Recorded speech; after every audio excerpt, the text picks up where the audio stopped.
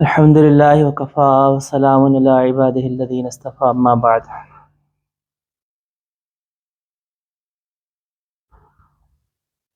اللہ جل شانہ نے ہمیں جو دین دیا ہے وہ ہر لحاظ سے کامل، اکمل اور مکمل ہے۔ چنانچہ اللہ جل شانہ نے ارشاد فرمایا کہ الیوم اکملت لکم دینکم، آج کے دن میں نے تم پہ تمہارا دین مکمل کر دیا۔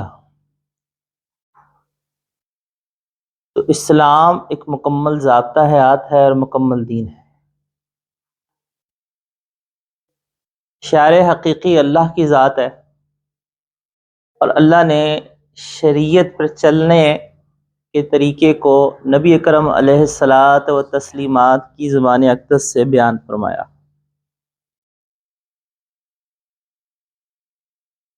چنانچہ نبی اکرم علیہ الصلاۃ و تسلیمات کی اطاعت اللہ کی اطاعت،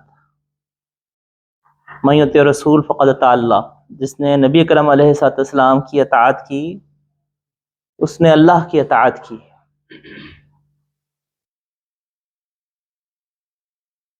شریعت کے اندر جو ہمیں احکامات دیے گئے ہیں یہ دو طرح کے ہیں۔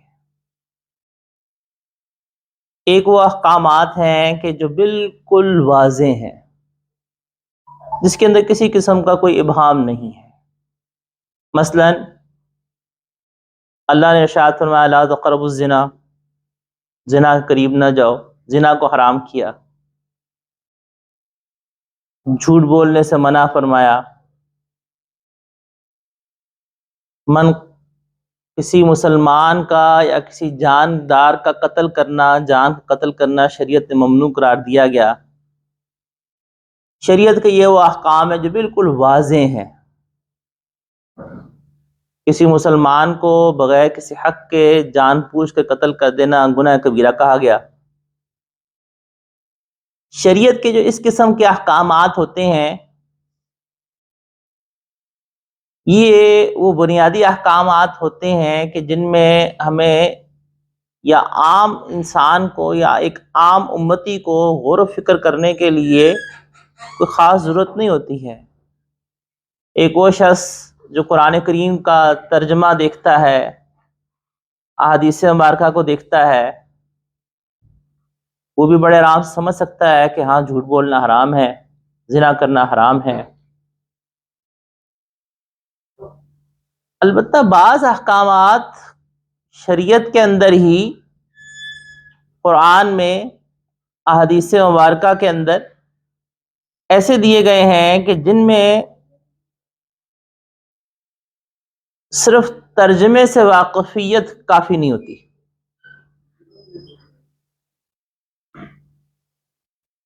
مثلا اللہ جل شانہ نے قرآن کریم کے اندر ارشاد فرمایا احل اللہ البیع وحرم الربا، اللہ نے بیع کو حلال کیا ہے، ربا کو حرام کیا ہے۔ اب صحابہ کرام رضوان اللہ علیہم اجمعین اہل زبان تھے، عربی ان کی مادری زبان تھی، ان کو ہماری طرح ترجمہ پڑھنے کی ضرورت نہیں تھی، عربی ان کی مادری زبان تھی۔ لیکن اس کے باوجود حضرت عمر فاروق رضی اللہ تعالی عنہ نے ربا کے حوالے سے نبی اکرم علیہ الصلوۃ والسلام کے سے وضاحت فرمائی یا وضاحت چاہی۔ احادیث مبارکہ میں آپ علیہ الصلوۃ تسلیمات نے ربا کی وضاحت فرمائی اور ارشاد فرمایا کہ الحنطۃ بالحنطہ، گندم کو گندم کے بدلے میں بیچا جائے، جو کو جو کے بدلے میں بیچا جائے، والشعیر بالشعیر والتمر بالتمر والملح بالملح والذهب بالذهب والفضة بالفضة۔ 6 اشیاء کو بیان فرمایا کہ یہ 6 اشیاء جب آپس میں تبادلہ کیے جائیں تو ان کو برابر برابر بیچو۔ اور اسی طرح سے ربا کے حوالے سے حدیث مبارکہ میں ارشاد فرمایا کہ کل قرض جر منفعة فهو ربا، ہر وہ قرض جو کسی بھی قسم کے نفع کو کھینچے گا وہ سود ہے۔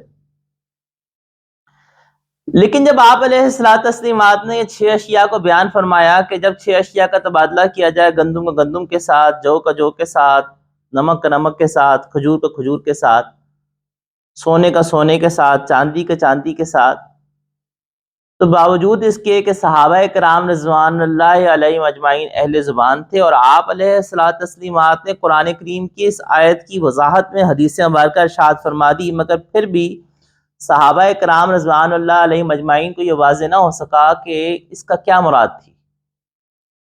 چنانچہ آپ علیہ الصلوۃ تسلیمات کے اس ارشاد مبارک کے باوجود سیدنا عمر فاروق رضی اللہ تعالیٰ عنہ اس چیز کا تأسف فرمایا کرتے تھے کہ ہمیں اس چیز کی وضاحت آپ علیہ السلام سے اور دریافت کرنی چاہیے تھی، او کما قال۔ تو بعض ارشادات ایسے ہیں کہ جس کے اندر آپ علیہ السلام نے ارشاد تو فرمایا ہے، اور قرآن کریم کے وہ احکامات بھی ہیں، لیکن ان میں پھر غور و فکر کی ضرورت ہے۔ اب اس غور و فکر کے لیے قرآن کریم کے اندر اللہ جل شانہ نے ہی حکم فرما دیا۔ چنانچہ اللہ جل شانہ نے یہ ارشاد فرمایا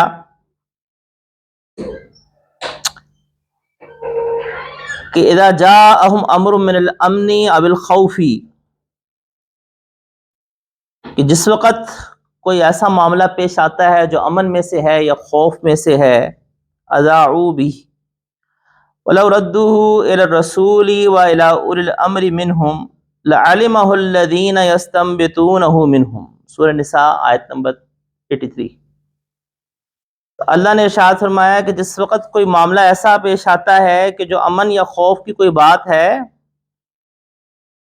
جس کی یہ اشاعت کر دیتے ہیں، تو اگر تو یہ اس معاملے کو اللہ اور اس کے رسول علیہ السلام کی طرف، رسول اللہ صلی اللہ علیہ وسلم کی طرف لٹا دیں، اور اپنے سے اولو الامر کی طرف لٹا دیں، تو لعلمہ الذین یستنبطونہ منہ، تو جو لوگ استنباط کرنے کی اہلیت رکھتے ہیں وہ اس کو جان لیں گے۔ اب اللہ جل شانہ نے جو حکم فرمایا ہے، اس کا مطلب کیا ہے، اس کا پس منظر کیا ہے؟ واقعہ یہ تھا کہ مدینہ منورہ کے اندر بعض منافقین جنگ یا خوف کے حالات میں مختلف قسم کی افواہیں پھیلا دیتے تھے، تو بعض سادہ لوگ مسلمان ان سے متاثر ہو جاتے، تو اللہ جل شانہ نے اس طرز عمل سے اہل ایمان کو منع فرمایا اور تلقین کی کہ جو بات بھی پہنچے اس کو رسول اللہ صلی اللہ علیہ وسلم کی طرف لٹا دو اور اولو الامر کی طرف لٹا دو، اور اولو الامر کی ساتھ ہی وضاحت کر دی کہ یہ اولو الامر کون لوگ ہیں، لعلمہ الذین یستنبطونہ، جو اس بات کی صلاحیت رکھتے ہیں کہ وہ استنباط کر سکیں۔ اب یہاں پہ اللہ نے ایک لفظ استعمال کیا، استنباط۔ ایک بات ذہن میں رکھیے گا، قرآن کریم اللہ کا کلام ہے، اور قرآن کریم کا ہر لفظ ہیرے کی طرح ہے، ہر لفظ ایک خاص معنی دیتا ہے۔ قرآن کریم میں بغیر کسی وجہ کے الف لام بھی نہیں آیا ہوا، کسی جگہ پہ کسی ایک لفظ میں ایک ہی معنی دے رہا ہے، بعض جگہ پہ الف لام ہے، بعض جگہ پہ الف لام نہیں، اس کی پیچھے وجوہات ہیں۔ کسی جگہ پہ اللہ جل شانہ نے اس کا متبادل، اس کے ہم معنی کوئی لفظ استعمال کیا، تو ایسا نہیں ہے کہ اللہ نے کوئی لفظ کہیں استعمال کر دیا، کوئی لفظ کہیں استعمال کر دیا، ایسا نہیں ہے، اس کے پیچھے باقاعدہ وجوہات ہوتی ہیں۔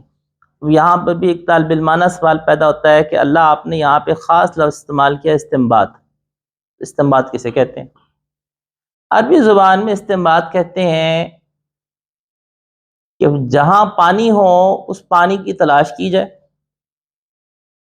پانی کو تلاش کرنے کے بعد گہرائی سے جہاں میٹھا پانی ہو وہاں میٹھے پانی کی تلاش کر کے کنواں کھودا جائے، اور کنواں کھود کے لوگوں کے لیے پانی کو مہیا کر دیا جائے، یہ سارا عمل استنباط کہلاتا ہے۔ تو اللہ نے یہاں پہ لفظ استعمال کیا کہ وہ لوگ جو استنباط کی صلاحیت رکھتے ہیں، تو ظاہری بات ہے یہاں لغوی معنی تو مراد ہو نہیں سکتا، کیونکہ یہاں پہ اللہ نے جوڑا کس کو ہے؟ علم کے ساتھ۔ تو پھر سوال پیدا ہوتا ہے کہ استنباط سے کیا مراد ہے؟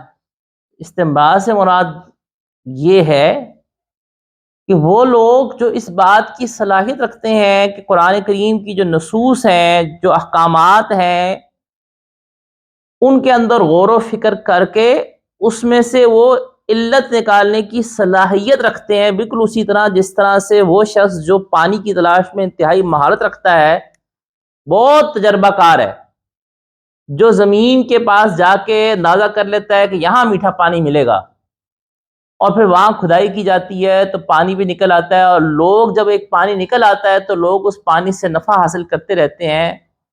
تو اسی طرح سے امت کے اندر آپ علیہ الصلوۃ والسلام کے زمانہ اقدس کے اندر بھی، صحابہ کرام رضوان اللہ اجمعین کے زمانہ اقدس کے اندر بھی ایسے لوگ موجود تھے جو اس بات کی صلاحیت رکھتے تھے کہ جو شریعت کے احکام ہیں ان کے اوپر غور و فکر کر کے اس کے اندر سے علت کو نکال سکیں، وجہ کو نکال سکیں کہ اللہ نے یہ حکم کیوں ذکر کیا ہے۔ اور جو ایسی صلاحیت رکھتے ہیں ان کے لیے قرآن کریم میں اس مقام پہ استنباط یستنبطون کا لفظ استعمال کیا گیا ہے۔ یہ وہی چیز ہے جس کے لیے حدیث مبارکہ میں اجتہاد کا لفظ استعمال کیا گیا ہے۔ اجتہاد کا لفظ حدیث مبارکہ میں خود اللہ کے نبی اکرم علیہ الصلوۃ والسلام کے سامنے حضرت معاذ بن جبل رضی اللہ تعالی عنہ نے استعمال فرمایا، اور نہ صرف یہ کہ استعمال فرمایا بلکہ صحابہ کرام رضوان اللہ علیہ مجمعین نے آپ علیہ الصلوۃ والسلام کی موجودگی میں اجتہاد فرمایا ہے۔ دلیل بخاری شریف کی روایت ہے، نبی اکرم علیہ الصلوۃ والسلام نے غزوہ خندق کے بعد جس وقت حضرت جبرائیل امین آئے اور بنو قریظہ کا یہ یہودی قبیلہ تھا، انہوں نے بدہدی کی تھی، دھوکہ دیا تھا مسلمانوں کو، حکم دیا گیا کہ اب ان کے خلاف جہاد کرنا ہے۔ آپ آقا علیہ الصلوۃ والتسلیمات نے صحابہ کی جماعت کو روانہ فرمایا، اور جب صحابہ کی جماعت کو روانہ فرمایا تو ان کو یہ تاکید فرمائی کہ عصر کی نماز بنو قریظہ جا کے پڑھنی ہے۔ مفہوم عرض کر رہا ہوں حدیث کا۔ اب راستے کے اندر عصر کی نماز کا وقت ہو گیا تو صحابہ کرام رضوان اللہ علیہ مجمعین کی دو جماعتیں ہو گئی۔ ایک جماعت کی رائے یہ ہوئی کہ آقا علیہ الصلوۃ والسلام کا منشا مبارکہ یہ تھا کہ اتنی جلدی سفر کرو کہ عصر وہاں جا کر ہی پڑھنی ہے، تو ہم تو چونکہ اتنی جلدی سفر نہیں کر سکے، عصر کا وقت یہیں پہ آ گیا تو یہاں پر عصر کا وقت آ گیا تو عصر کی نماز یہاں پڑھ لی جائے۔ اور دوسری جماعت ان کی یہ رائے ہوئی کہ نہیں، آقا علیہ الصلوۃ والسلام نے فرمایا تھا کہ عصر بنو قریظہ پڑھنی ہے تو عصر بنو قریظہ میں ہی جا کے پڑھیں گے چاہے قضا ہی کیوں نہ ہو۔ اب دیکھیں دونوں جماعتوں نے غور کیا کہ نبی اکرم علیہ الصلوۃ والسلام کے اس ارشاد کی وجہ اور علت کیا تھی، منشا کیا تھی، اور منشا پہ غور کرنے کے بعد دونوں نے عمل کیا، اور دونوں کا عمل ایک دوسرے کے بالکل الٹ ہے۔ ایک جماعت ابھی نماز پڑھ رہی ہے، ایک جماعت کہہ رہی ہے نہیں ادھر جا کے نماز پڑھے۔ نبی کرم علیہ الصلوۃ والسلام کی واپسی میں جب یہ دونوں جماعتیں آئی اور انہوں نے آقا علیہ الصلوۃ والسلام کو یہ بات بتائی تو آپ علیہ الصلوۃ والسلام نے دونوں میں سے کسی کو بھی غلط نہیں کہا۔ اس سے امت نے ایک مسئلہ اس حدیث مبارکہ سے یہ نکلا کہ اختلاف رائے دو طرح کا ہوتا ہے، ایک عقیدے کا اختلاف ہوتا ہے، اور ایک ہوتا ہے کہ نبی کرم علیہ الصلوۃ والتسلیمات اور اللہ کے کسی ارشاد کے مقصد کو سمجھنے میں اور رائے کو جاننے میں اور علت کو نکالنے میں دو آراء آپس میں مختلف ہو جائیں تو یہ اس قسم کا جو اختلاف ہوتا ہے یہ کہلاتا ہے اجتہادی اختلاف۔ اور اجتہادی اختلاف کے بارے میں حدیث مبارکہ میں ہی نبی اکرم علیہ الصلوۃ والتسلیمات کا ارشاد ہے کہ المجتہد قد یخطئ وقد یصیب، مجتہد سے کبھی خطا بھی ہوتی ہے اور وہ کبھی صحیح اجتہاد بھی کر لیتا ہے۔ اگر تو مجتہد صحیح اجتہاد کرتا ہے تو اس کو 2 اجر ملتے ہیں، اور اگر اس سے اجتہاد میں خطا ہو تب بھی اس کو 1 اجر مل جاتا ہے۔ تو اجتہادی جو مسائل ہوتے ہیں یہ عقائد کے اختلاف سے ہٹ کر ہے، عقیدے کے اختلاف میں حق ایک ہی ہوگا۔ مثلا دیکھیں ہمارا کفار سے اختلاف عقیدے کا ہے نا، کفار سے، عیسائیوں سے، یہودیوں سے، ہندوؤں سے عقیدے کا اختلاف ہے۔ قادیانیوں سے ہمارا اختلاف عقیدے کا ہے۔ اور ایک ہوتا ہے اجتہادی مسائل کا اختلاف. تو اجتہادی مسائل کے اندر خود اختلاف آپ علیہ الصلوۃ والسلام کی موجودگی میں ہوا، اور نبی اکرم علیہ الصلوۃ والسلام نے کسی کو بھی غلط نہیں کہا. یہی شریعت کا حسن تھا، اسی کو برقرار رکھنا ہے. تو اللہ نے ذکر کیا کہ جس وقت کوئی معاملہ پیش آتا ہے امن میں سے، خوف میں سے، تو اس کو اللہ کے رسول علیہ الصلوۃ والسلام کی طرف پھیر دیں. اور ساتھ میں یہ بھی ذکر کیا کہ الی اولی الامر، ان اول الامر کی طرف بھی پھیر دو جو استنباط کرنے کی صلاحیت رکھتے ہیں. اسی کو اجتہاد کہتے ہیں. مجتہد کیا کرتا ہے؟ وہ غور کرتا ہے، اور غور کرنے کے بعد وہ اس شریعت کے حکم کی علت نکالتا ہے، اور نکالنے کے بعد جس طرح سے کنواں کا پانی، میٹھا پانی تلاش کرنے والا محنت کرتا ہے، پانی کی نشاندہی کرتا ہے، کنواں کھد جاتا ہے، لوگ اس کنویں سے پانی پی کر سیراب ہوتے رہتے ہیں، بالکل اسی طرح سے مجتہد اگر کوئی اجتہاد کرتا ہے تو یہ بات یاد رکھیے کہ مجتہد ہرگز ہرگز شارع نہیں ہوتا. مجتہد کا کیا مطلب کام ہوتا ہے کہ اس نے جو شریعت نے، جو اللہ کے رسول علیہ الصلوۃ والسلام کا حکم آپ علیہ الصلوۃ والسلام نے ارشاد فرمایا، شریعت نے بتایا، اس حکم کی اس نے وضاحت کر کے ہمیں بتا دی.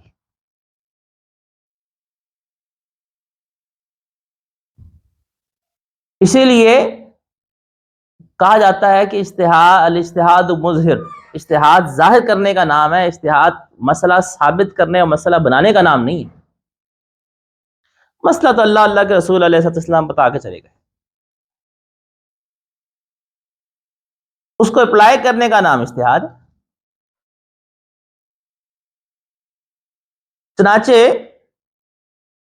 یہاں پہ جو اولو الامر کا ذکر اللہ تعالیٰ نے، جس طرح سے میں نے عرض کیا کہ کنواں سے لوگ پانی فائدہ اٹھاتے ہیں، اسی طرح سے مجتہد کی جو محنت ہوتی ہے اس سے لوگ فائدہ اٹھا لیتے ہیں.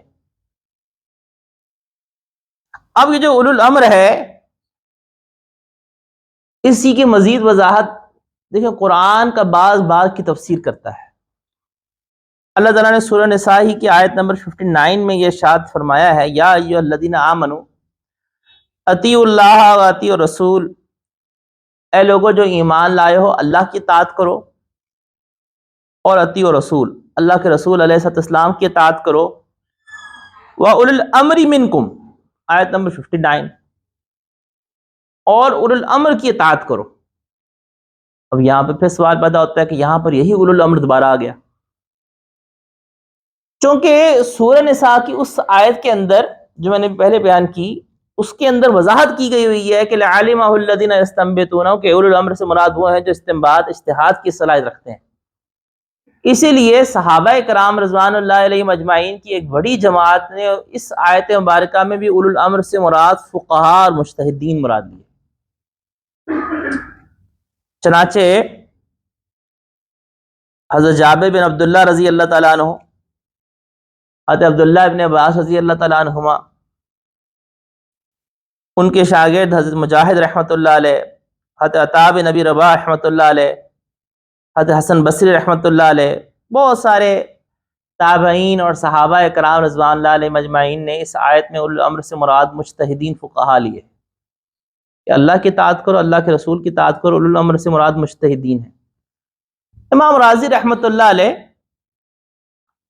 یہ اللہ نے ایسے امت کو ہیرے عطا کیے تھے کہ مفسرین میں ان کی مثال نہیں ہے.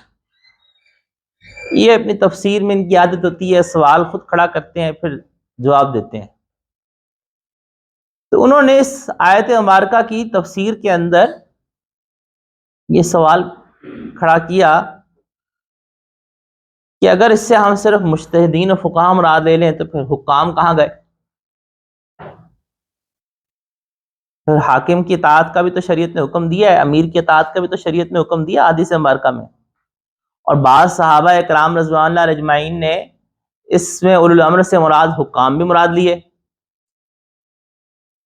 تو امام راضی رحمۃ اللہ علیہ نے یہ ذکر کیا ہے، اور ابن قیم رحمۃ اللہ علیہ نے بھی نقل کی ہے یہ بات. وہ یہ کہتے ہیں کہ جس وقت فقہاء اور مجتہدین کی اطاعت کریں گے تو یہ جو عمراء ہیں انہی کی اطاعت کرنا ہے. اور انہوں نے کہا کہ اس کی وجہ یہ ہے کہ جو عمراء ہوتے ہیں، حکام ہوتے ہیں، وہ شریعت کے مسائل میں رجوع کس سے کرتے ہیں؟ فقہاء سے، مجتہدین سے، علماء سے.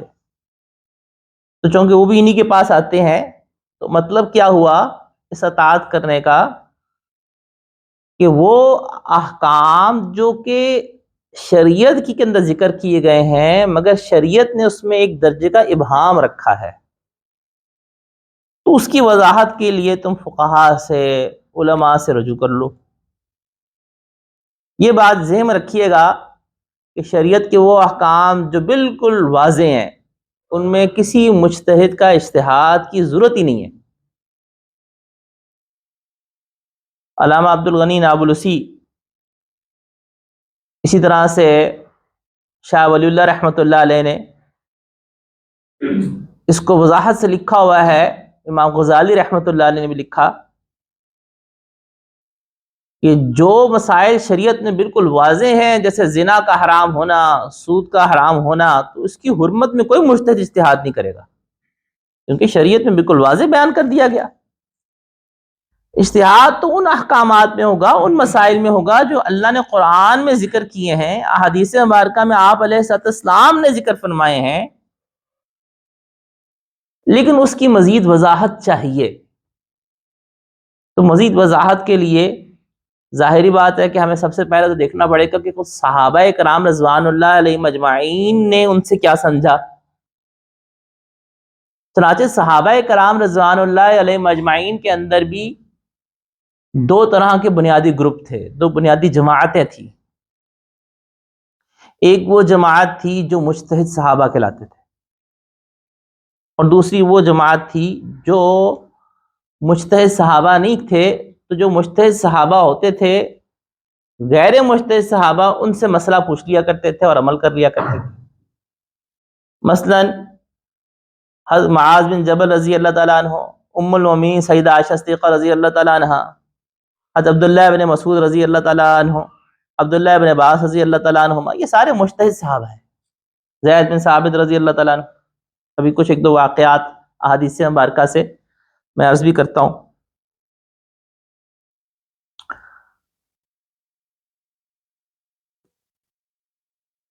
تو ان دو آیتوں سے ہمیں پتہ چلا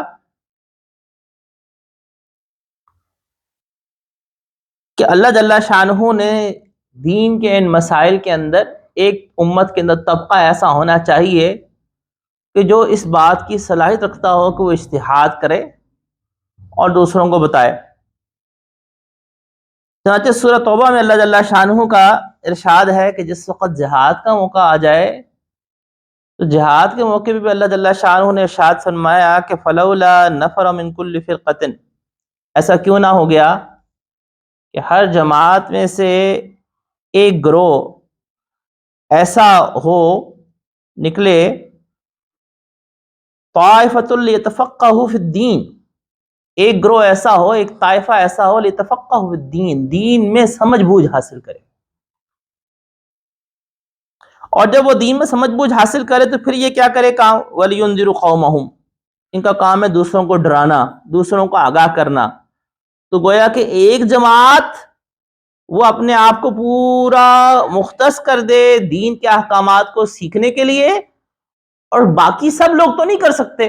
تو اللہ نے قرآن کریم میں ارشاد فرمایا کہ وَلِيُنذِرُوا قَوْمَهُمْ، بھئی سب، ایک بندہ دیکھے نا کھیتی باڑی کرتا ہے، ایک بندے کا بزنس ہے، تجارت ہے، اس کے پاس اتنا ٹائم نہیں ہے کہ وہ پورا دین کے تمام احکامات کو بیٹھ کے سیکھے، 8-10 سال لگائے، شریعت کے احادیث مبارکہ کو مکمل سیکھے سمجھے. اس کے پاس اتنا ٹائم نہیں ہے، اس نے اپنا کاروبار بھی کرنا ہے، ایک ڈاکٹر ہے، ایک انجینئر ہے، یہ بھی سب دین، یہ بھی سارے شعبہ جاتے ہیں نا زندگی کا نظام چلانے کے لیے ان کا وجود بھی ضروری ہے. علامہ ابن عابدین شامی رحمۃ اللہ علیہ بہت بڑے فقیہ تھے، انہوں نے فتاوی شامیہ کے اندر لکھا ہے کہ یہ بھی فرض کفایہ ہے کہ امت کے اندر ایک جماعت ڈاکٹروں کی بھی ہونی چاہیے، ایک جماعت زراعت سے وابستہ بھی ہونی چاہیے، ایک جماعت جو ہے وہ تجارت سے وابستہ بھی ہونی چاہیے. لوگوں کی ضروریات ہے نا. اور ایک جماعت ایسی بھی ہونی چاہیے امت کے اندر کہ جو پورا مکمل دین کا علم حاصل کرے. اب جو علم حاصل کر لیں ان کا کیا ڈیوٹی ہے؟ وَلْيُنذِرْ قَوْمَهُمْ، وہ دوسروں کو ڈرائیں. گویا کہ اس کا کیا مطلب کہ دوسرے ان سے سیکھیں اور ان پہ اعتماد کر لیں. چنانچہ اللہ نے قرآن کریم، جیسے کہ قرآن کریم کا بعض کی تفسیر کرتا ہے. اللہ نے اسی بات کو دوسری جگہ پہ اس طرح سے وضاحت کی ہے سورہ نحل کے اندر، فَاسْأَلُوا أَهْلَ الذِّكْرِ إِن كُنتُمْ لَا تَعْلَمُونَ. اگر تمہیں نہیں پتا تو تم اہل علم سے سوال کر لو. تو اہل علم سے سوال جب کیا جائے گا تو کس لیے کیا جائے گا؟ کہ جب ایک شخص نہیں جانتا تو دوسروں سے پوچھ کے عمل کر لے. آپ کو ایک سادہ سی مثال دیتا ہوں. ایک شخص حج پہ جانا چاہتا ہے. اب اس کے سامنے دو راستے ہیں. ایک راستہ تو یہ ہے کہ وہ قرآن کریم کا ترجمہ کھولے، احادیث مبارکہ کھولے، اور احادیث مبارکہ کا سارا ذخیرہ کھولے اور مکمل دیکھے کہ کہاں پہ اللہ کے نبی کرم علیہ الصلوۃ والسلام نے کون کون سی احادیث مبارکہ میں کیا کیا ارشاد فرمایا. اور احادیث مبارکہ ذہن میں رکھیں کہ صرف صحیح ستہ نہیں ہے. بعض لوگ سمجھتے ہیں کہ حدیث کی صرف 6 کتاب ایسی نہیں ہیں. حدیث کے جو بنیادی مصادر ہیں وہ کہلاتے ہیں کہ جن کے مؤلفین اپنی سند سے حدیث کو روایت کرتے ہیں، اور یہ 1200 سے زیادہ ہے. ان کو ہم تحقیق کی اصطلاح میں مصدر اصلی کہتے ہیں، مصادر اصلیہ کہلاتے ہیں. یہ تو 1200 سے زیادہ ہے. مثلا ہم دیکھیں بخاری شریف کی تالیف سے پہلے حدیث کی اتنی ساری کتابیں تالیف ہوئی ہیں جو امام بخاری رحمۃ اللہ علیہ کے اساتذہ نے کی. مثلا مسند احمد بن حنبل، اب امام بخاری رحمۃ اللہ علیہ کے استاد ہیں، اور 25,000 احادیث ہیں.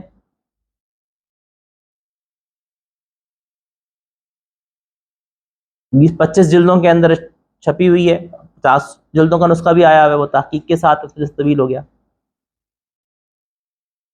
موطا امام مالک، مصنف ابن ابی شیبہ، مصنف عبدالرزاق، یہ وہ ہیں جو امام بخاری رحمۃ اللہ علیہ کے اساتذہ ہیں اور امام بخاری سے پہلے تالیفات ہوئی ہیں.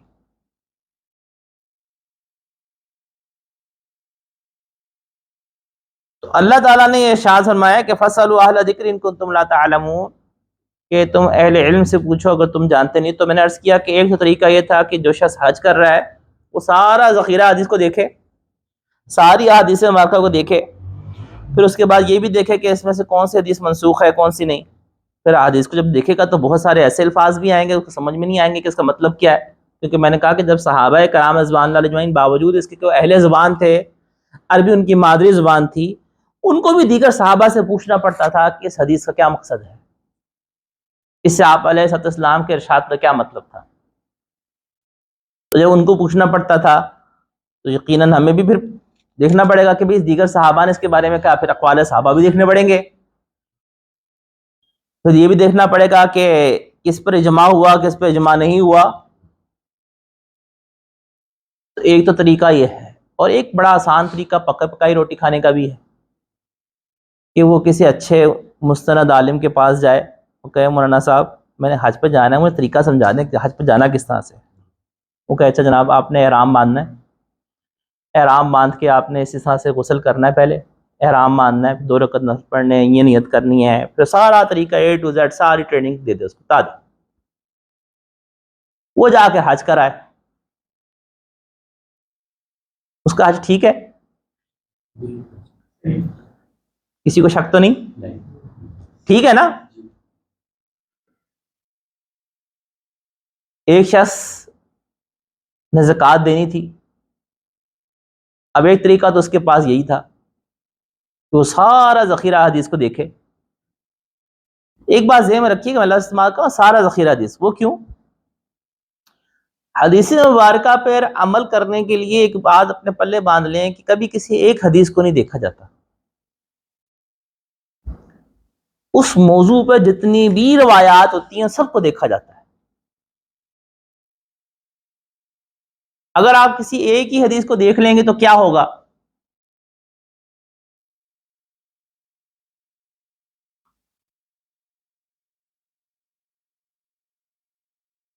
ترمذی شریف کی روایت ہے اور ابو ہریرہ رضی اللہ تعالیٰ عنہ سے کہ نبی کرم علیہ الصلوۃ والسلام کا ارشاد مبارکہ ہے کہ وضو اس وقت تک لا وضو الا من صوت او ریح، کہ وضو اس وقت تک لازم نہیں ہوگا جب تک تم آواز نہ سن لو یا تمہیں بو نہ آ جائے. اب یہ ترمذی شریف کی روایت ہے. اسی طرح ترمذی شریف کے اندر دوسری یہ بھی روایت موجود ہے کہ اذا کان احدکم فی المسجد، جب تم میں سے کوئی شخص مسجد میں ہو فوجد ریحا، وہ پھر ہوا کو پائے بین الیتیہ فلا یخرج، وہ ہرگز نہ نکلے حتی یسمع صوتا، یہاں تک کہ آواز کو سن لے، او یجد ریحا، یا وہ بو کو پالے. اب اس نے دیکھا، اس نے کہا یہ تو اللہ کے نبی اکرم علیہ الصلوۃ والسلام کی حدیث ہے اور ترمذی شریف میں ہے، صحیح ستہ میں ہے. تو اس نے عمل کرنا شروع کر دیا. تو یہاں پہ جیسے میں نے عرض کیا کہ اپنے پلے باندھ لیں کہ حدیث مبارکہ پہ عمل کرنے کے لیے ہمیشہ سارے ذخیرہ حدیث کو دیکھا جاتا ہے. اب اس بندے نے صرف یہ حدیث دیکھی ہے، لیکن اس نے ابو داؤد شریف میں اسی حدیث کی وضاحت نہیں دیکھی. اب ابو داؤد شریف کے اندر کیا وضاحت تھی؟ ابو داؤد میں ابو ہریرہ رضی اللہ تعالیٰ، یہی صحابی روایت کر رہے ہیں، اور ابو داؤد شریف کی روایت کے اندر یہ الفاظ ہے کہ آپ علیہ الصلوۃ والسلام نے یہ ارشاد اس شخص کے بارے میں فرمایا تھا جو وہمی تھا.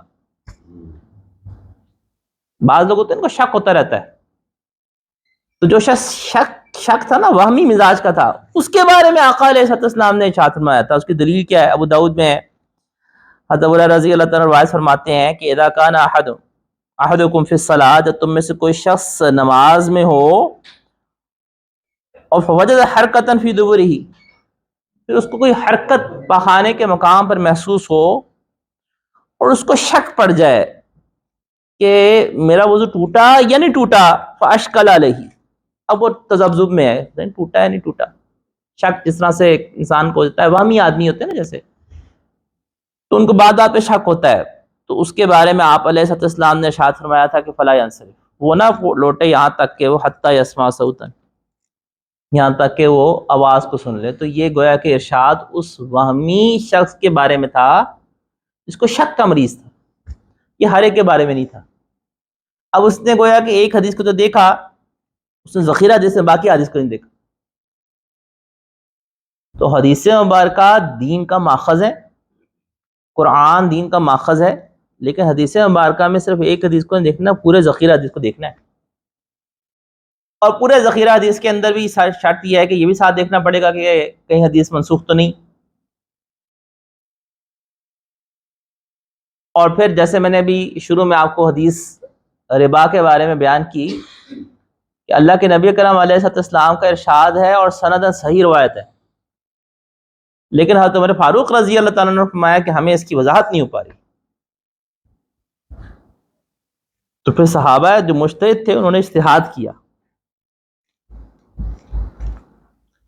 چنانچہ اسی اجتہاد کرنے کے اندر اگر ہم مثال دیکھیں کہ صحابہ کرام رضوان اللہ علیہم اجمعین نے جہاں جہاں اجتہاد کیا ہو اور دیگر صحابہ نے ان سے پوچھا ہو، جیسے میں نے شروع میں آیات بھی آپ کے سامنے کوٹ کی، صحیح بخاری شریف کے اندر ہی حضرت اکرمہ رضی اللہ تعالیٰ عنہ سے روایت ہے، وہ فرماتے ہیں کہ اہل مدینہ نے سالو ابن عباس رضی اللہ عنہما، اہل مدینہ نے عبداللہ ابن عباس رضی اللہ تعالیٰ عنہما سے سوال دریافت کیا ایسی خاتون کے بارے میں کہ طافت، جس نے طواف کیا، ثم حاضت، پھر اس کو حیض آ گیا. تو عبداللہ ابن عباس رضی اللہ تعالیٰ عنہما سے جا کر پوچھا کہ حج کرنے کے لیے خاتون آئی ہوئی ہے، طواف وداع اس کا رہ گیا ہے، اور طواف وداع اب قافلہ چلنے کا وقت آ گیا ہے، الوداعی طواف کیا نہیں اور اب حیض آ گیا ہے، تو کیا کرے؟ تو کہا کہ ٹھیک ہے، اپنے قافلے کے ساتھ وہ کوچ کر جائے، یعنی اس کے اوپر دم نہیں ہے. اب عبداللہ ابن عباس رضی اللہ تعالیٰ عنہما نے جواب دیا. تو تو جو پوچھنے والے تھے انہوں نے کہا کہ لا ناخذ بقولک، ہم آپ کی بات کو نہیں لیں گے. کیوں؟ کیونکہ ہم نے زید بن ثابت رضی اللہ تعالیٰ سے پوچھا تھا، وہ تو فرماتے تھے کہ نہیں، یہ طواف زیارت کر، طواف وداع کر کی جائے.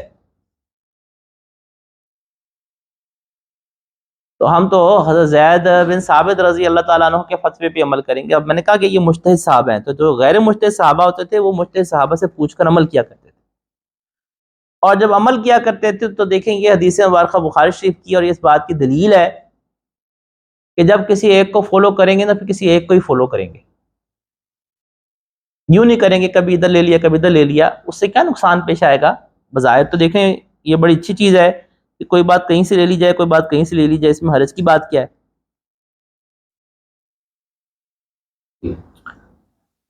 چنانچہ معجم اسماعیلی کے اندر یہی روایت کے اندر یہ الفاظ نقل ہیں کہ اہل مدینہ نے کہا کہ لا نبالی، ہمیں نہیں پرواہ اس بات کی کہ آپ فتویٰ دیں یا نہ دیں، ہم تو زید بن ثابت کے قول کے اوپر ہی چلیں گے کہ انہوں نے کہا کہ روانہ نہ ہو.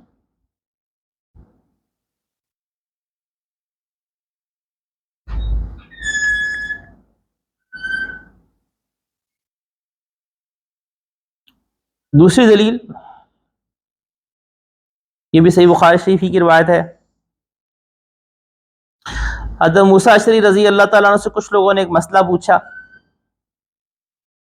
تو انہوں نے جواب تو دے دیا، مگر ساتھ یہ بھی فرمایا کہ حضرت عبداللہ ابن مسعود رضی اللہ تعالیٰ عنہ سے پوچھ لینا. چنانچہ وہ لوگ عبداللہ ابن مسعود رضی اللہ تعالیٰ عنہ کے پاس گئے اور ان سے مسئلہ پوچھا، اور ساتھ ہی حضرت موسیٰ اشعری رضی اللہ تعالیٰ عنہ کی رائے بھی ذکر کر دی کہ انہوں نے یہ فرمایا ہے. عبداللہ ابن مسعود رضی اللہ تعالیٰ نے جو فتویٰ دیا وہ حضرت موسیٰ اشعری رضی اللہ تعالیٰ عنہ کے فتوے کے خلاف تھا. تو لوگ واپس آئے اور انہوں نے کہا کہ ابو موسیٰ اشعری رضی اللہ تعالیٰ عنہ سے کہ عبداللہ ابن مسعود رضی اللہ تعالیٰ عنہ تو یہ اس مسئلے میں فرماتے ہیں. تو موسیٰ اشعری رضی اللہ تعالیٰ نے فرمایا کہ لا تسألونی ما دام هذا الحبر، کہ تم مجھ سے مت پوچھا کرو جب تک کہ تم میں یہ علم کا سمندر موجود ہے. جب تک کہ تمہارے درمیان میں، اور مسلم احمد بن حنبل کی روایت میں الفاظ ہیں کہ لا تسألونی عن شیء ما دام هذا الحبر بین اظہرکم، جب تک یہ متبحر عالم تمہارے درمیان میں موجود ہے مجھ سے کوئی سوال نہ کیا کرو. تو یہ اس بات کی دلیل ہے کہ یہ نہیں کہا کہ اچھا تم آدھی بات ادھر لے لو آدھی بات ادھر لے لو. عقلی طور پر اگر ہم اس کو تھوڑا سوچیں اور سمجھیں تو دیکھیں مجتہدین کے اندر یہ جو اختلاف ہوتا ہے نا، بعض لوگ یہ بھی کہتے ہیں کہ اختلاف کیوں ہوتا ہے، تو دیکھیں یہ ایک فطرتی ہے. جیسے جب میں نے کہا جب صحابہ کرام رضوان اللہ علیہ اجمعین کو آپ علیہ السلام نے کہ ارشاد فرمایا، دونوں کا منشا کا مقصد کیا ہے؟ نبی کرم علیہ السلام کے ارشاد پر چلنا. اسی کو ارشاد پہ چلنے کے لیے ان لوگوں سے پوچھ لینا جو اہل علم ہے اور ان کے اوپر پوچھ کر عمل کر لینا، اسے تقلید کہتے ہیں. اب چاہے آپ اس کا نام تقلید رکھیں نہ رکھیں،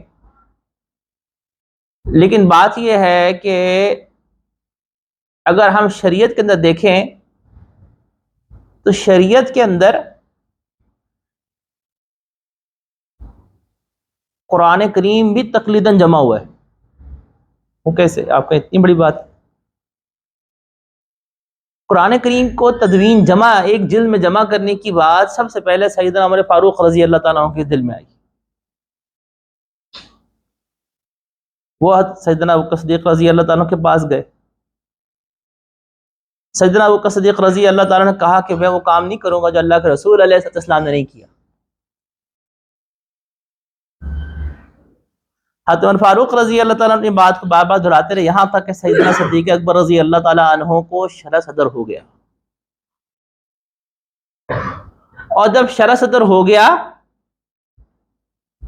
تو پھر انہوں نے دیگر صحابہ کرام رضوان اللہ علیہم اجمعین سے تذکرہ فرمایا،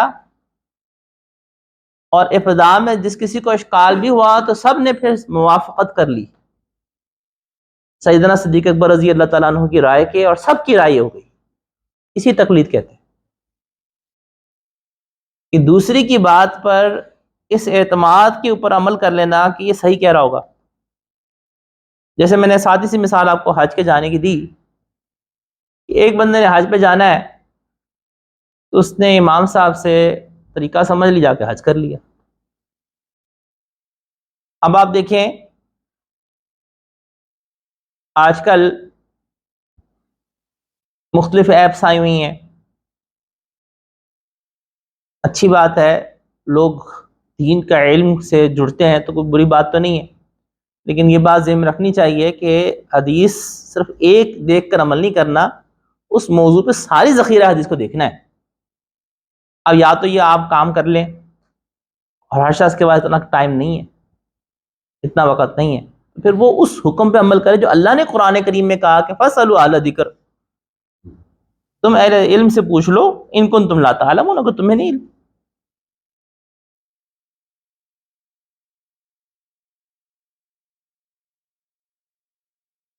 حضرت معاذ بن جبل رضی اللہ تعالیٰ عنہ کو جس وقت نبی اکرم علیہ الصلوۃ والسلام نے، اور یہ ترمذی شریف کے اندر بھی روایت ہے اور سنن ابی داؤد کے اندر بھی روایت ہے،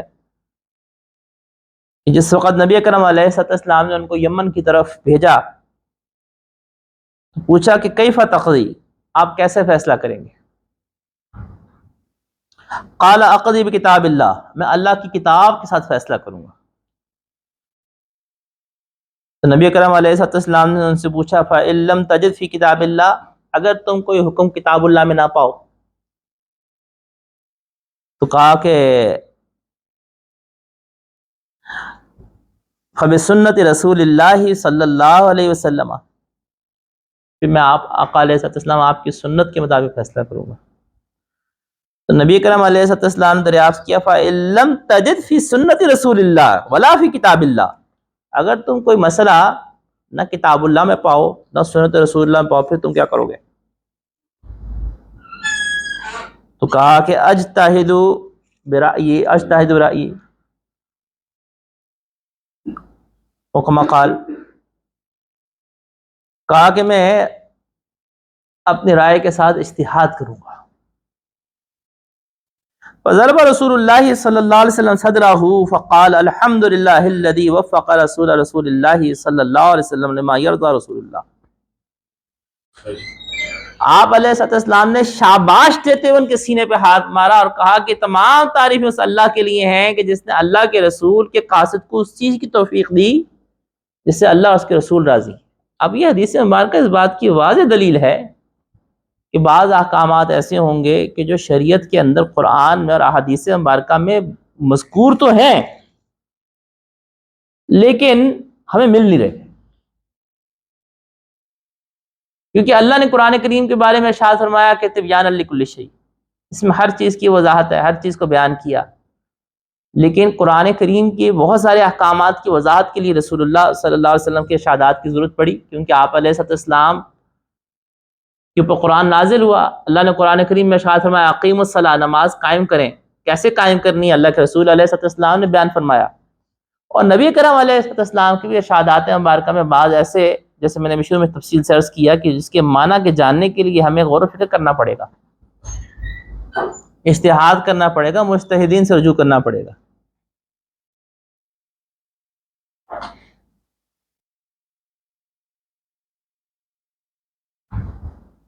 چنانچہ جیسے میں نے عرض کیا کہ مجتہدین سے جس وقت ہم رجوع کریں گے تو کبھی اس طرف چلے جائے کبھی اس طرف۔ ایک تو میں نے زید بن ثابت رضی اللہ تعالیٰ عنہ کی روایت کا حوالہ دیا آپ کو، معاذ بن جبل رضی اللہ تعالیٰ عنہ جس وقت یمن میں بھیجے گئے، اہل یمن سب ان کی تقلید کیا کرتے تھے، ان سے مسئلہ پوچھا کرتے تھے، عمل کر لیا کرتے تھے، اسی تقلید کہتے ہیں۔ جیسے میں نے کہا کہ آج کل احادیث مبارکہ کے تراجم مشتمل ایپس آئی ہوئی ہیں، ایک شخص کوئی حدیث دیکھتا ہے، اس کے ذہن میں سوال پیدا ہوتا ہے کہ یہ حدیث صحیح ہے یا نہیں۔ اب اس نے اس ایپ میں دیکھا تو اس ایپ میں لکھا ہوا تھا کہ حدیث صحیح، یہ حدیث ضعیف لکھا ہوا ہے، تو حدیث صحیح ہے یا اس نے کہا حدیث ضعیف ہے؟ اس نے دلیل تو نہیں دیکھی کہ یہ کیوں ضعیف ہے، اس نے دلیل دیکھے بغیر مان لیے، اسی تقلید کہتے ہیں، ایپ کی تقلید۔ یہ ایپ کی تقلید ہوگی۔ کہ بھئی آپ نے تو دلیل نہیں مانگی کہ بھئی حدیث ضعیف کس راوی کی وجہ سے ہے، سند کا اتصال ہے، انقطاع ہے، راوی کی ضبط کمی تھا، راوی کے اندر عدالت کی کمی تھی، کوئی علت خفیہ پائی جاتی تھی، حدیث میں شذوذ تھا، اس وجہ سے ضعیف ہے۔ وہ تو کوئی بات نہیں دیکھی آپ نے، آپ نے تو صرف یہ دیکھا کہ علامہ المانی بہت بڑے عالم تھے، تو انہوں نے کہا کہ حدیث ضعیف ہے، تو انہوں نے دلیل تو نہیں دی، تو آپ نے ان کی بات کو معتبر مان کر یہ صحیح کہہ رہے ہوں گے عمل کر لیا، اسی ہی تقلید کہتے ہیں۔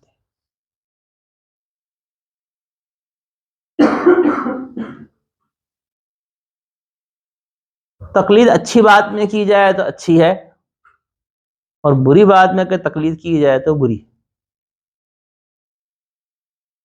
مثلا قرآن کریم کے اندر بری تقلید کا بھی تذکرہ ہے۔ جس وقت نبی کرم علیہ الصلوۃ والتسلیمات مشرکین کو، یہود کو دعوت دیا کرتے آپ علیہ الصلوۃ والسلام، وَإِذَا قِيلَ لَهُمُ اتَّبِعُوا مَا أَنزَلَ اللَّهُ قَالُوا بَلْ نَتَّبِعُ مَا أَلْفَيْنَا عَلَيْهِ آبَاءَنَا، جو قرآن کی طرف، توحید کی طرف آپ علیہ الصلوۃ والسلام بلاتے تو وہ کہتے کہ ہمارے لیے وہی کافی ہے جو ہم پیروی کریں گے اس کی جو ہم نے اپنے آباء و اجداد کو پایا۔ یہ بری تقلید ہے، برے کام میں تقلید۔ اور اچھے کام میں تقلید، اتبع سبیل من اناب الیہ، قرآن میں اللہ نے ارشاد فرمایا کہ پیروی کریں اس کی، من اناب الیہ، جو میری طرف رجوع کرے۔ الرحمن فاسأل به خبیرا، رحمان ان کے بارے میں سوال کیجئے خبر رکھنے والوں سے۔ تو صرف سوال تو نہیں کرنا نا، سوال کر کے پھر کرنا کیا، عمل کرنا ہے۔ تو اللہ جل شانہ نے اسی لیے حدیث مبارکہ میں جو ارشاد فرمایا گیا، کیونکہ آقا علیہ السلام تو خاتم الانبیاء ہیں، خاتم الانبیاء ہی نہیں، خاتم الانبیاء والمرسلین ہیں،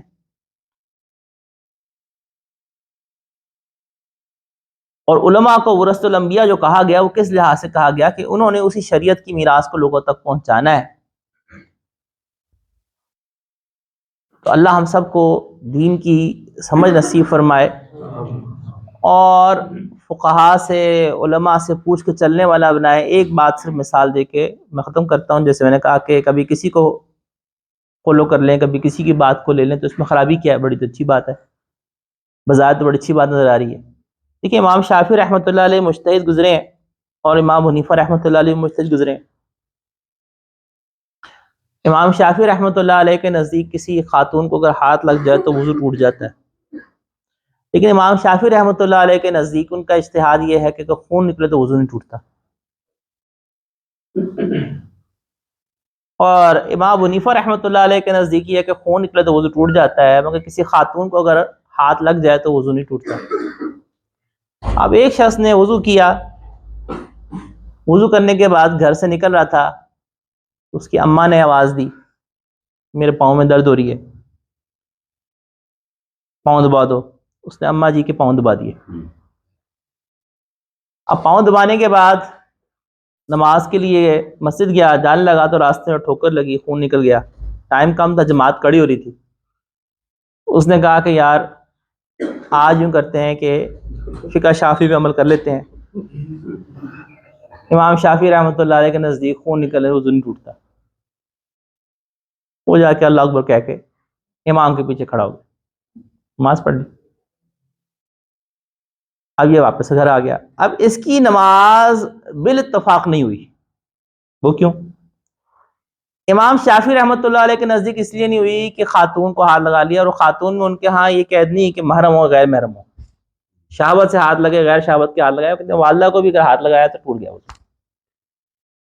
تو امام شافعی رحمۃ اللہ علیہ کے نزدیک تو وضو اس لیے ٹوٹ گیا تھا کہ اماں جی کے پاؤں دبا کر آئے تھے، تو وہ کہتے ہیں وضو ٹوٹ گیا۔ اور امام حنیفہ رحمۃ اللہ کے نزدیک وضو اس لیے ٹوٹ گیا، خون نکل گیا، تو گویا کہ اس کا وضو بالاجماع ٹوٹ گیا ہوا تھا۔ یہ سمجھ رہا تھا کہ میرا وضو نہیں ٹوٹا، یہ خرابی لازم آ جائے گی۔ اسی لیے ہم یہ کہتے ہیں کہ کسی مجتہد کو فالو کرو، لیکن کسی ایک کو بھی فالو کرو تاکہ یہ خرابی لازم نہ ہے۔ ہم جو کہ ہندوستان پاکستان میں رہتے ہیں، ہمارے لیے یہاں پہ آسانی فقہ حنفی پہ عمل کرنے کے اندر ہے. اور صرف یہ آسانی کی بات نہیں، یعنی فقہ شافعی ہے، فقہ مالکی ہے، فقہ حنبلی ہے، چار فقہ ہی اہل سنت والجماعت ہے. جن کو بتایا کہ اجتہادی اختلاف کے اندر یہ جھگڑا نہیں کیا جاتا. فقہ شافعی والوں کی بھی نماز ہو جاتی ہے، فقہ مالکی والوں کی بھی نماز ہو جاتی ہیں، فقہ حنبلی والوں کی بھی نماز ہو جاتی ہے، لیکن کسی ایک کو فالو کرنا پڑے گا، ورنہ اس قسم کے کلیشز آ جائیں گے بہت سارے. اتنی بات ضرور ہے کہ چاروں جو فقہ ہیں ان میں سے فقہ حنفی واحد فقہ ہے امام حنیفہ رحمۃ اللہ علیہ، کہ جنہوں نے اکیلے نہیں اس فقہ کو کمپائل کیا، یہ پورے گروپ نے کمپائل کیا ہے. ایک شورائی فقہ ہے، اور شورا میں غلطی کا چانس بہت کم ہو جاتا ہے. امام حنیفہ رحمۃ اللہ علیہ فقہ حنفی جب کمپائل کی گئی نا، تو یہ شورائی فقہ، اس کے اندر 25 وہ لوگ تھے جو امام بخاری کے استاد ہیں، صحیح ستہ کے اساتذہ ہیں. 25 وہ لوگ ہیں، سارے امام بخاری کو استاد نہیں، صحیح ستہ کے اساتذہ 25 ہیں. اور بہت سارے امام بخاری امام مسلم کے اساتذہ بھی ہیں، جیسے عبداللہ بن مبارک، فضیل بن ایاز، وہ اس شورائی فقہ میں شامل تھے. اسی طرح سے امام حنیفہ رحمۃ اللہ علیہ تابعی ہیں. تابعی وہ ہوتا ہے جس سے صحابی کو دیکھا ہو، باقی کوئی اور مجتہد جو گزرے ہیں ان میں سے کوئی بھی تابعی نہیں، سب تبع تابعی ہیں. امام حنیفہ رحمۃ اللہ علیہ 9 صحابہ کی زیارت کی ہے، اور ان 9 صحابہ سے براہ راست حدیث کو سن کے روایت بھی کی.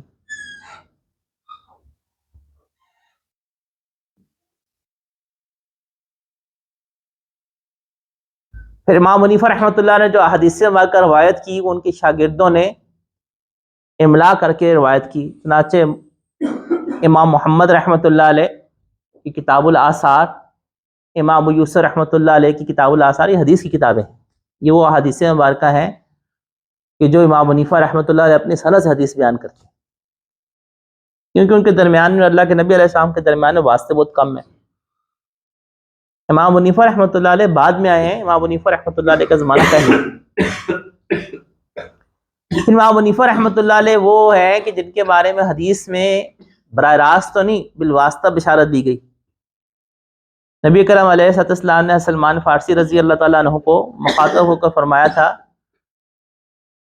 کہ تمہاری قوم میں سے ایک شخص ایسے لوگ آئیں گے کہ علم اگر سریا طالب میں بھی ہوگا تو وہاں سے بھی جا کے لے آئیں گے. اور کما قال علیہ الصلوۃ تسلیمات، مفہوم عرض کر رہا ہوں جس کا.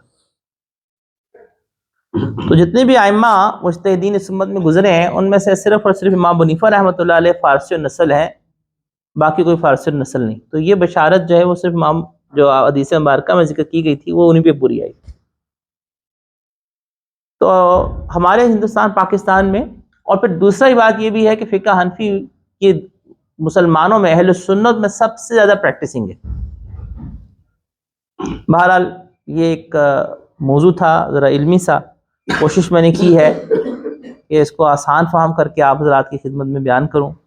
اللہ ہم سب کو دین کی، شریعت کی سمجھ نصیب فرمائے اور عمل کرنے والا بنائے. وآخر دعوانا الحمدللہ رب العالمین. کوئی سوال